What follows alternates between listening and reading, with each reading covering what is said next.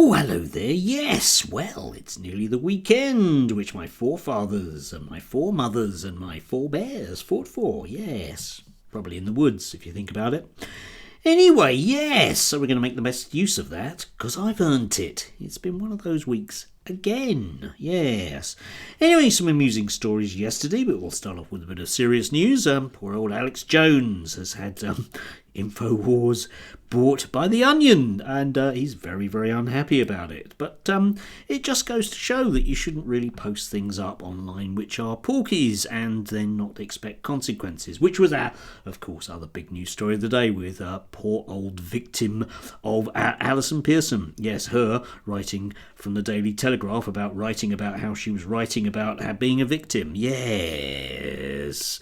Anyway, let's dive into that particular story because there are loads and loads of people who saw it as a free speech issue. Of course it is a free speech issue. You've got to be allowed to say free speech things, haven't you?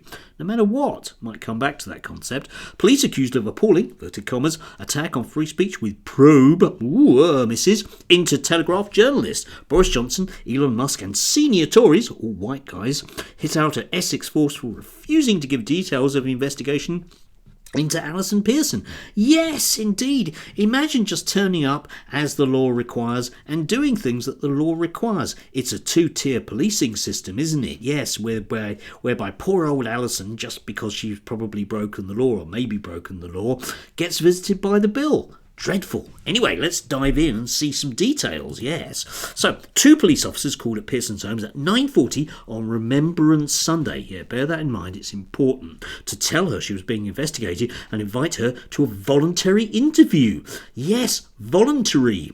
She was told, however, that the officers are not allowed, law thing again, to disclose the specific focus of the inquiry. Yes, imagine turning up, right, and inviting her to a voluntary interview. I mean, it's positively Stasi-like, isn't it? Yeah, you know, sort of being dragged out for a chat at the station in your own time and convenience. Does sound appalling. Anyway, moving on.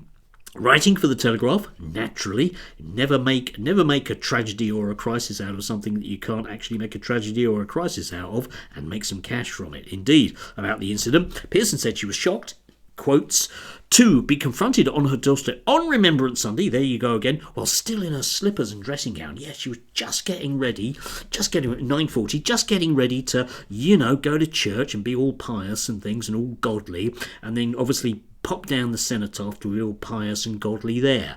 Probably, definitely, probably, maybe. Strikes me as unlikely, but that's just me being cynical, isn't it? Yes. So Sunday, basically in bed, but being all solemn, yes. I was definitely shocked, astonished, that too, upset. She actually wrote those words. Anyway, how could I not be?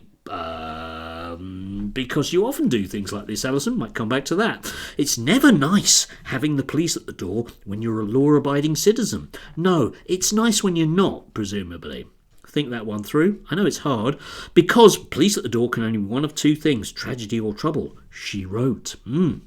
But to have them here on the saddest, most solemn day in the calendar, with this kind of malevolent nonsense, it was surreal. Yes, malevolent it is. Yes, most solemn day of the calendar. I'm not entirely sure about that. I think basically when you're expecting something on Valentine's Day and nothing appears, just to sort of quote a few songs from my youth, that might be the most solemn day. Yes, just ask Morrissey. You cry and you want to die, as I recall. Anyway, yes. But the thing that amused me most of all, apart from the slippers, dressing gown and solemnness, was this one. I have hundreds of black and Asian followers on Twitter. None of them have ever suggested I've said anything bad or hateful. I don't actually believe that, but anyway. Besides, who decides where you set the bar for what's offensive? Well, the law does, Alison, and then there be a sort of court system that do that. That's how it works. Anyway, this is supposed to be 2024, not 1984, yet the police officers seem to be operating according to the George Orwell operational manual. Yes, I've actually got a copy of that. He wrote it just after he wrote A Down and Out in London and Paris, is the operational manual. And I don't know, she seems not to actually sort of realise that 1984 is fictional there, because if you went back to 1984, 1984, you wouldn't get done for posting things on X or Twitter, if you think about it. But that's just me being picky. But then I did think to myself, I wonder how many followers she's got on X and Twitter. And if we find out, it is actually, 168,000. But she's got hundreds of black people that follow her, so it must be fine. Yes, must be fine. But the thing about all of this, of course, is that Alison is one of those people who basically is always insisting the law is applied very, very fearlessly against people what are bad. But it can't ever be her, right? Yeah.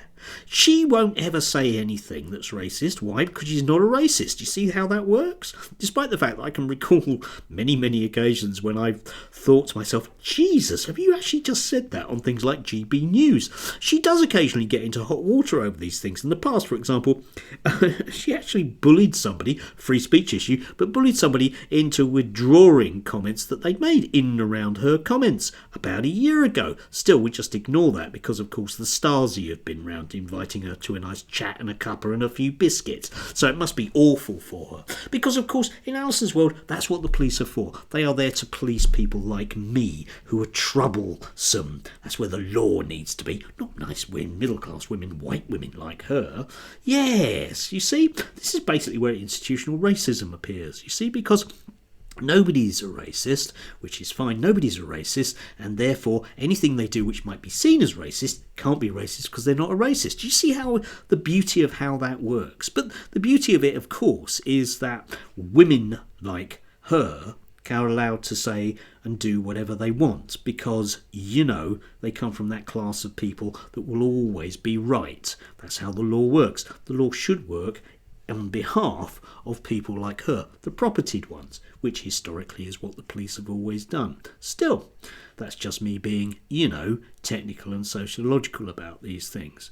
But anyway, I did have to smile at the whole thing. We will wait and see if Essex Police, who incidentally have complained bitterly about the reporting of this in the press, and probably quite rightly, because after all, why should people like her jump up and down when they may well have, broken the law? Yeah? Jailbirds, I think, that's what they might be. That's what it might be. Anyway, enough of this frivolity. Did have to smile at that though, but it does niggle me that these people basically consider the notion of free speech to just be what they do. The rest of us, of course, can be sued to high heaven. Why don't you just ask Loza Fox about that? After all, he's not a racist, and yet oddly he does end up in court a lot, doesn't he? All that money down the drain. Odd that he's not a racist, but he has to pay out a lot of the time. Strange. Very strange world we live in. Orwellian, you might say. What with the police actually following the law. Anyway, yes, do enjoy your weekend. Don't forget those 4 bears. Don't know what they're going to be doing in the woods, but it might turn out to be nasty.